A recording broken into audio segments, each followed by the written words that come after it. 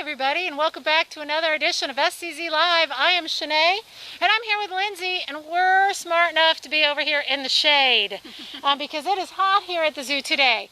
But Lindsay, we're here with some amazing native animals. Yeah. Tell us who we're here with.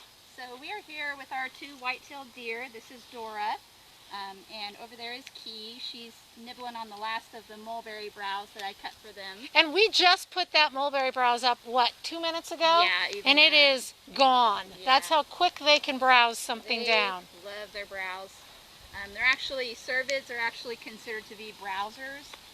So most of their leafy intake is from leaves from trees and leafy plants, instead of grazers like bison and cattle. So I've also got some other treats for them. As you can see, they've definitely noticed. They found them. Yeah, so we wanted to make sure you guys got a nice view of them while they're here. Good grief, guys.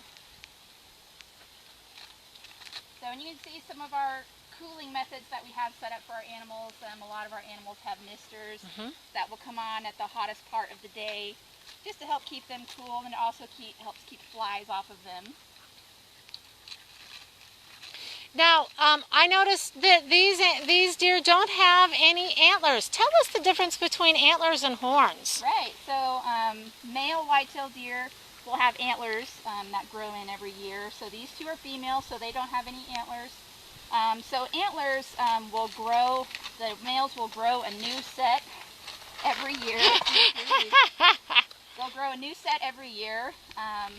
So starting, they'll grow them throughout the spring and summer, and then fall comes and they shed the skin-like covering on the antlers, which is called velvet. They will scrape that off, and that's when their breeding season starts, which is called rut. So that continues throughout the winter, and then in late February, early March, they will drop their antlers and then start the process all over again. That's a lot of work. Yeah, it is. So horns are different. So like bison have horns which are actually a part of the skull. There is an outer sheath that covers the horns, but even if that comes off, they're still a part of the skull. I'm sure lots of people have seen a bison skull or a cow skull. The horn will still be on there. And can you tell us these two's names again? Yeah, so this is Key right here, K-E-E, and this is Dora. There we go. Now, white-tailed deer are found here in Kansas, correct? Yeah, they're found all over the country, even down into Central and South America as well. Are white-tailed deer the only type of deer that you can find here in Kansas? Mostly. If you get into really far western Kansas, you might encounter a mule deer. And there's even been reports of elk in far southwest Kansas, which are cervids as well.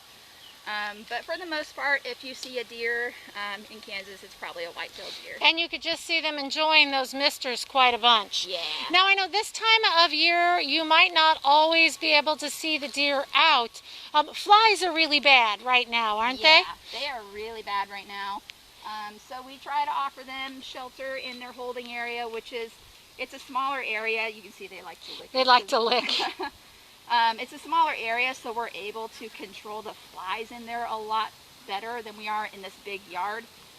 So we do try to offer them access to that when the flies are really bad, but not always. So we try to keep them visible for people as well. Now, if somebody sees a fawn or a baby deer laying down and, say, hiding in a pasture or a field somewhere, what should they do? They should leave it alone. Those fawns, they know that they are supposed to stay put and wait for mom to come back, and mom will come back unless you know that mom has been like hit by a car or something, in which case you would contact your wildlife rehab center. But 99% of the time, leave them alone. It's great to get a deer bath right here. Yeah, we're both, I think, wonderful. all the salt from sweat getting licked off our legs. Now, here's a question. These are obviously very friendly to us right now. Yeah. Would it be okay to approach a deer like this in the wild? No. You know, especially the males in rut, a lot of people have been attacked by them.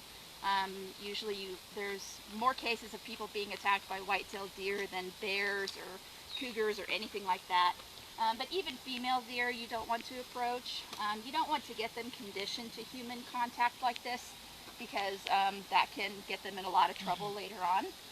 So, and they can teach that to their young as well. So So these guys they're here at the zoo, so they know us, and we come in here every day. So we don't want them to be scared of us because we don't want to cause them stress like that. But in the wilds, that's a different story. now, I know we always try and follow the watch with your eyes, listen with your ears, but don't touch with your hands. Yeah. Now, are these the only 2 deer we have? Yeah, well, the only 2 white-tailed deer that Okay. we have. We also have elk. Mm-hmm. But yeah, these are the only ones that we have. And I noticed that we have an ear band here in one of them. Yeah. Why do we band their ears? They used to both have one, but Keys fell out. So that's just a way to identify them. We've worked with them long enough that we can tell them apart just by looking at them. But for any documentation about them, we also include a yellow ear tag, or Keys used to be a red ear tag. And I notice here Dora is shedding quite a bit. Yeah. So she's preparing for this hot Kansas summer as well. Yep, they go through this in the spring and in the fall, where they'll shed their coat out and grow a completely new coat. There's this weird middle phase they have in the fall where it's like velvet. It's so nice to feel. And Key is pretty much done shedding, so you can see what that looks That like. big difference. Yeah, you can see all the hair just all over. So, you know, one thing that's important to remember, just like we do here at the zoo, if you do have animals that are outside, spend that extra time to make sure that they have shelter. Yeah, Make sure that there's a absolutely. place they can get in out of the shade. If you can buy misters like this just at the hardware store, even Walmart. Yeah, this is just a garden hose that's been strung along the tree with a mister head on it, so it's definitely easy to get at any hardware store. And I can tell you it's cooling me off quite a bit just standing here. So Yeah. it's even good for us. And then again, watch those flies. Yeah, If you flies. have pets that flies are bothering, always good to make sure and bring those pets in, or again, look at your local pet or livestock center and see where you can get some products to help with the flies. Yeah, flies can be just as bad as the heat, so I agree. it's important to protect them from flies as well. Well, our North America area is just one of the areas that we've created some new evening programs for. Those of you out there in Facebook land, we have on our website now about 6 new programs, including some evening golf cart tours and some behind-the-scenes golf cart tours. We have a virtual summer school program for 6 to 9-year-olds during June. We also are looking at a couple of other virtual classes. So one of the things I encourage you guys to do is go to the zoo's website at www.scz.org. Go to that learning or tours page and look at some exciting programming that we've created that you can participate in with your family or your friend group that does not have to social distance. Lindsay, thanks so much for joining us today. No problem. And teaching us more about the white-tailed deer. Absolutely.